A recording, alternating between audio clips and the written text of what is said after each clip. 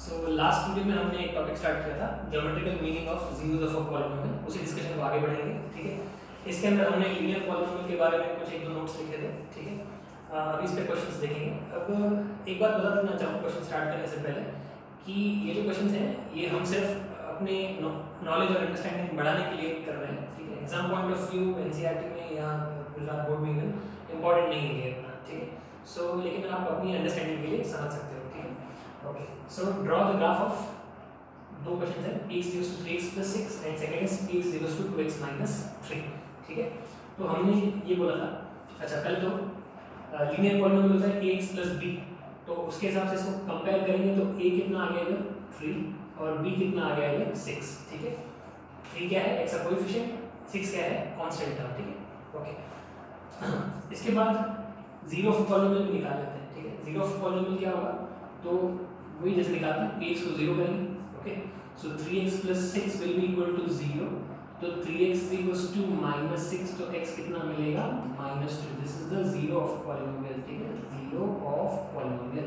ठीक है, ओके, तो x का कोएफिशिएंट है 3, कांस्टेंट टर्म है 6 और जीरो ऑफ पॉलिनोमियल है -2। ठीक है, ये सब क्यों बता रहे हैं बता देंगे। ठीक है, तो ये बोला था पिछले वीडियो में कि px को हमको y लेना है। ठीक है, ओके, अगर नहीं समझा तो पिछला वीडियो जाके आप लोग देख सकते हो। ठीक है, तो px को y बोलेंगे क्योंकि हम लोग px की वैल्यूज y एक्सिस पे लेने वाले हैं उस वजह से। ठीक है, तो ऐसा करने पे अब ये लीनियर इक्वेशन बना है जो, ठीक है, इसमें पॉइंट्स लेंगे। ओके, चलिए तो वहां ले लेता हूं, जगह कम पड़ेगी वरना।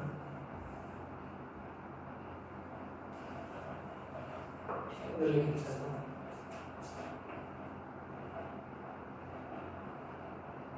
ये x आ गया, ये y is equal to x आ गया। ठीक है, सो क्या करते हैं, x का वैल्यू 0 लो पहले, तो y का वैल्यू कितना आया। ठीक है, यहाँ पे x का वैल्यू 0 लिया तो y का वैल्यू कितना है 6। ठीक है, ओके, और अगर y का वैल्यू 0 लिया, ठीक है, y का वैल्यू 0 लेंगे तो x कितना आएगा। ठीक है, तो यहाँ से देख के ये कैलकुलेशन हम इधर कर चुके हैं। ठीक है, y को 0 बोलना यानी px को 0 बोलना, और px जब 0 होता है तो x कितना आ जाता है -2। ये वाला पार्ट इधर कैलकुलेशन कर लिया हमने। ठीक है, तो y जब 0 है तब x कितना आया -2। तो मुझे ये दो पॉइंट्स मिले हैं, कौन कौन से, 0,6, दूसरा -2,0। ये मेरे लाइन पे आएंगे। ठीक है, तो मुझे क्या करना है, फिर इन दोनों पॉइंट्स को प्लॉट करके और जोड़ दूंगा तो मुझे जो लाइन मिलेगा that line will be the graph of this polynomial.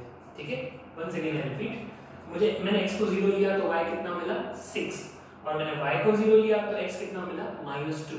ये दो पॉइंट्स हो गए मेरे लाइन पे आने वाले। ठीक है, इनको प्लॉट करके जोड़ दूंगा तो मुझे क्या मिलेगा, इस पॉलिनोमियल का ग्राफ ऑफ इस पॉलिनोमियल का ग्राफ मिलेगा। ठीक है, सो लेट्स प्लॉट देम।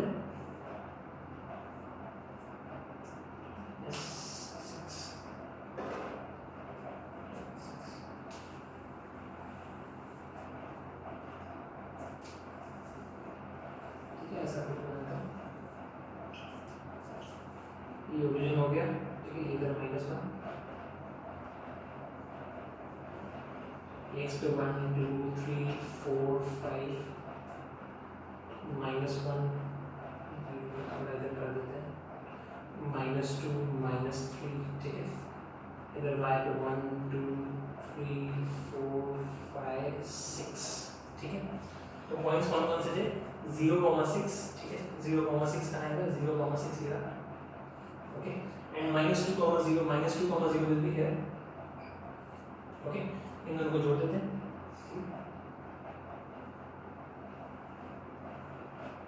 तो ये मुझे क्या मिल गया, इस पॉलिनोमियल का ग्राफ मैंने प्लॉट कर दिया। ठीक है, मैंने क्या किया, बस मुझे x के अलग अलग वैल्यूज लेने होते हैं और सामने y के जो वैल्यूज मिलेंगे और जो px के जो वैल्यूज मिलेंगे उनको y पे लेने होते हैं। ठीक है, तो दो वैल्यूज लेने काफी होते हैं क्योंकि लाइन के लिए आपको पता है जैसे कि दो वैल्यूज अगर होंगे, दो पॉइंट्स अगर होंगे हमारे पास, उनको जोड़ने पे एक लाइन मिल जाएगा। ठीक है, तो मुझे यहाँ पे लाइन मिल गया। ठीक है, okay, this point was 0,6 and this point was -2,0।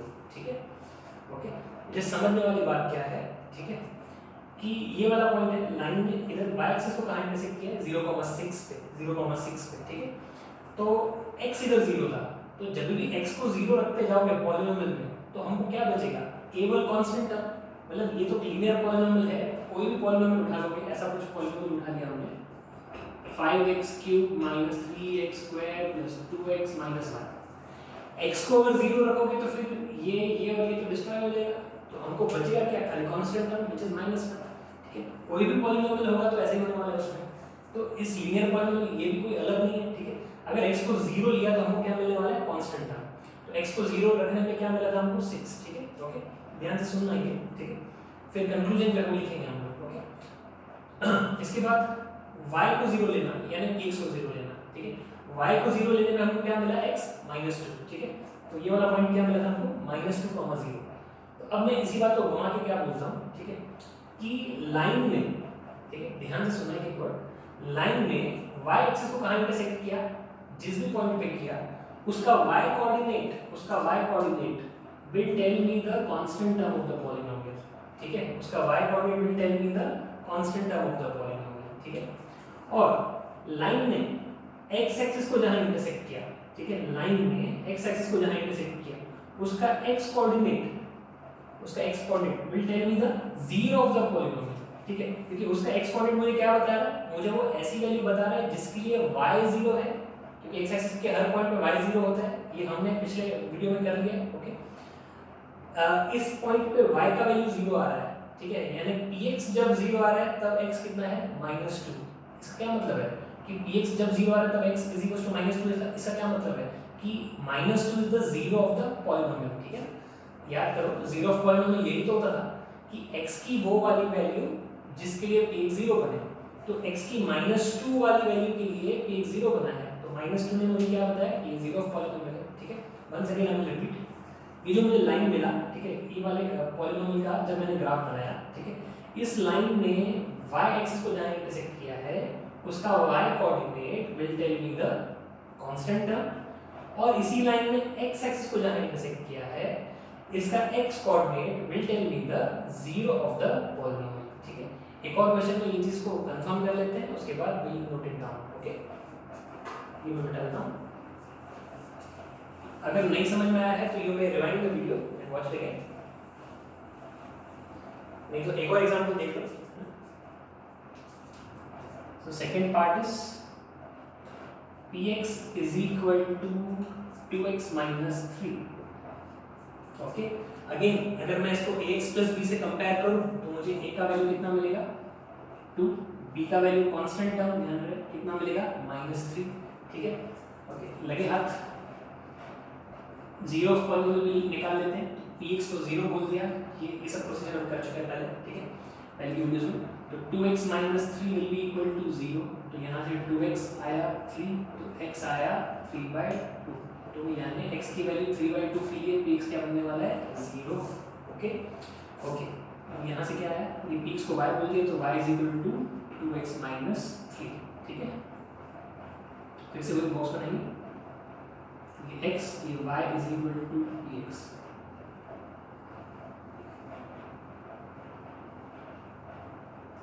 x को 0 रखा तो मुझे क्या मिलेगा, कांस्टेंट टर्म, दिख रहा है साफ, x को 0 रखने पे -3 मिलेगा which is the constant term. y को 0 रखने पे मुझे हमेशा क्या मिलेगा, देखो y तो px है, px को 0 px को 0 रखने पे जो x की वैल्यू मिलती है वो तो जीरो ऑफ पॉलिनोमियल होती है, वो हमने यहाँ कैलकुलेट किया हुआ है कि जब px 0 है तब x कितना है हमारा, 3/2, तो यहाँ पे लिख देता हूँ 3/2। ओके, ये मुझे मेरे दो पॉइंट्स मिल गए, इनको जोड़ के लाइन मिल जाएगा। ठीक है, कौन से दो पॉइंट्स, 0, -3 ये हो गया, 3/2, 0 ये दूसरा हो गया। ठीक है, तो प्लॉट करते हैं।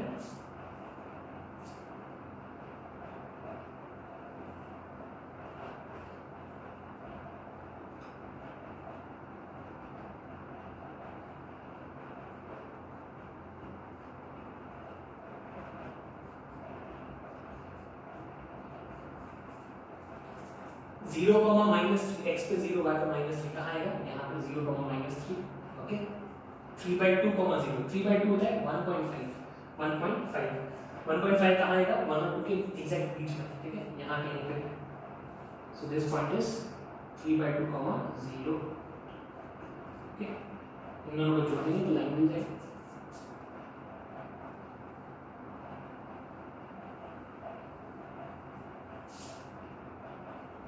ठीक है, my drawing is not that good, please bear with me.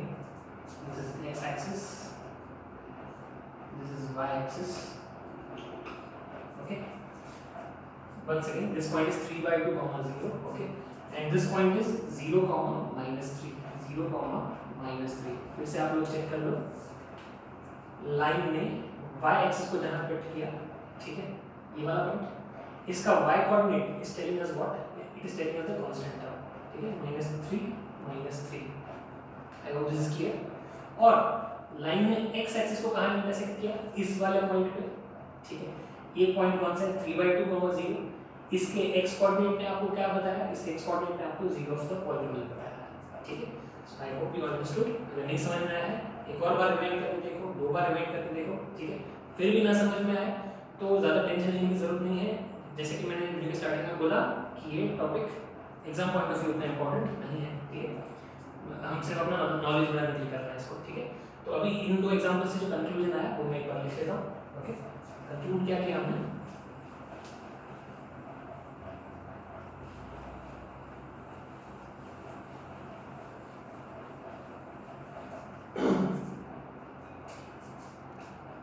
conclusion, okay,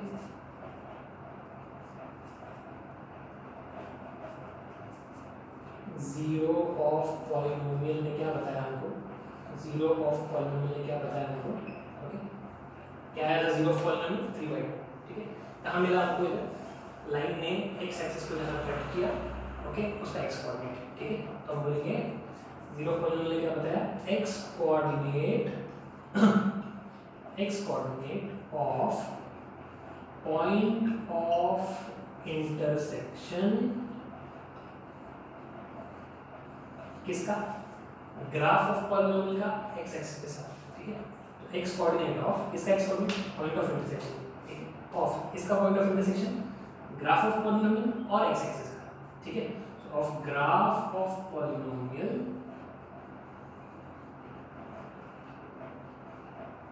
with x axis, ठीक है, ये बताया जीरो ऑफ पॉलिनोमियल में, ठीक है। और क्या इंफॉर्मेशन मिली हमको, कांस्टेंट टर्म ने क्या बताया, ठीक है, वही y कोऑर्डिनेट, ठीक है, y coordinate of point of intersection, किसका पॉइंट ऑफ इंटरसेक्शन, लाइन का y एक्सिस के साथ, ठीक है, तो बस उसी को लिख देंगे। कांस्टेंट टर्म ने मुझे क्या बताया, constant term y coordinate of point of intersection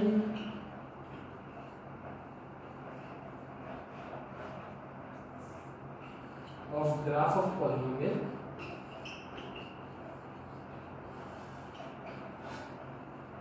with the y-axis, ठीक है, बात करते हैं zero polynomial x coordinate of point of intersection of graph of polynomial with x axis, constant हमने बताया y coordinate of point of intersection of graph polynomial with y axis, ठीक है। I hope समझ में आया होगा, ठीक है। You can note down, video pause करके आप नोट कर सकते हो, ठीक है।